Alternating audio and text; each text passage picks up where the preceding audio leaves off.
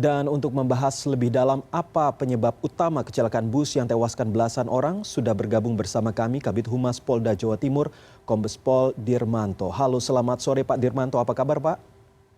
Selamat sore Mas Iqbal, Alhamdulillah Mas.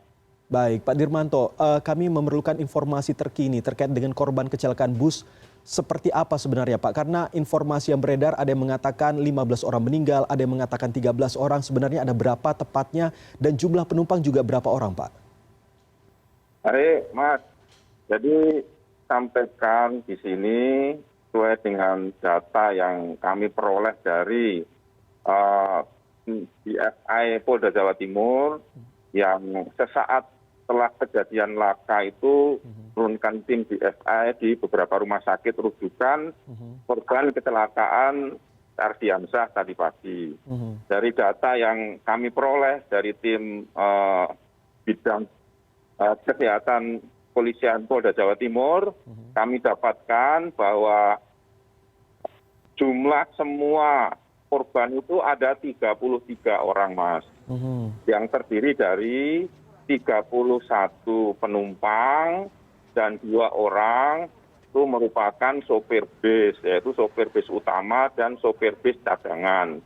Demikian Mas Iqbal, data terakhir yang kami dapatkan dari tim kami yang bekerja di lapangan. Baik, berarti ada 14 orang yang meninggal dunia begitu dan 33 orang jumlah total keseluruhan baik itu penumpang maupun dari pengemudi bus sendiri. Lalu sebenarnya dari kesemuanya ini dibawa kemana Pak selanjutnya? Ada beberapa rumah sakit katanya. Ya betul Mas, kalau data yang kami peroleh dari tim SI Polda Jawa Timur, ini jumlah korban luka ini ada 19 ya. Di RS Citra Medica itu ada perempuan 7 orang, ulangi laki-laki 7 orang dan 3 perempuan. Kemudian di RSMA juga ada, kemudian di RS Petrokemia Gresik juga ada, dan Rumah Sakit Ngatul Mojokerto juga ada. Kemudian yang meninggal update terakhir yang kami terima di lapangan ada 14 orang, yang terdiri dari 6 orang laki-laki, 2 orang anak, dan 4 orang dewasa. Baik. Perempuannya ada 8 perempuan dewasa yang meninggal dunia. Demikian Mas. Baik, Pak Dirmanto, kami juga butuh informasi terkait dengan kronologinya ini sebenarnya seperti apa? Dari mana ke mana dan juga jam berapa tepatnya kejadian ini terjadi?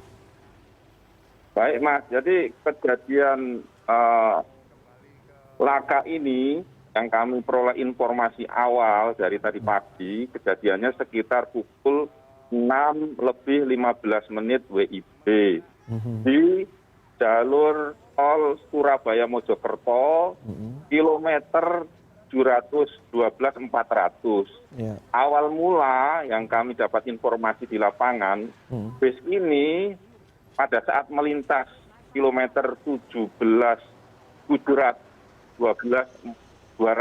sudah mulai oleng. Kemudian di kilometer 712+400 itu baru terjadilah kecelakaan. Demikian Mas Iqbal.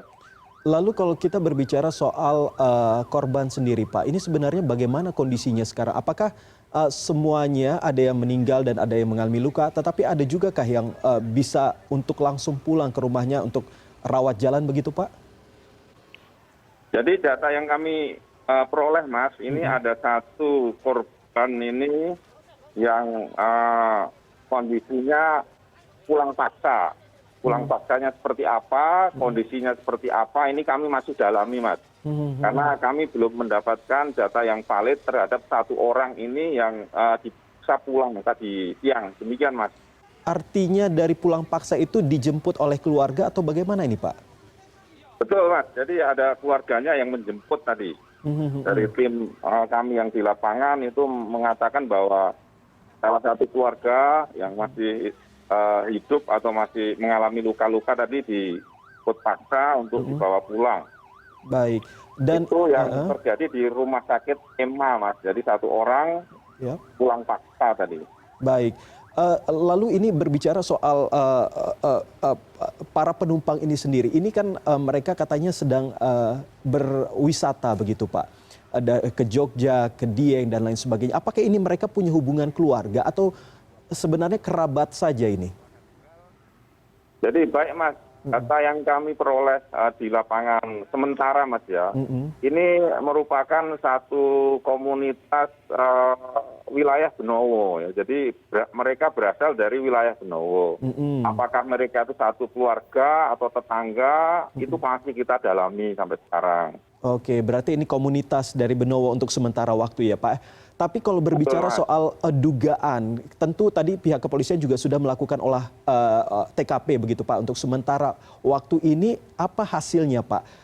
Apakah memang hanya ngantuk saja? Apakah juga ada faktor lain seperti halnya pihak kepolisian juga mungkin saja sudah memeriksa sampel urin dan lain sebagainya Pak? Baik Mas, jadi tadi siang Direktorat Lalu Lintas Polda Jawa Timur, Pak Direktur dan beberapa tim sudah melakukan olah TKP kecelakaan di kilometer 712/400. Hasil sementara Mas, sementara ini Mas ya, itu kita dapatkan bahwa memang merupakan kelalaian daripada pengemudi. Pengemudi tersebut kemungkinan besar kelelahan dan mengantuk.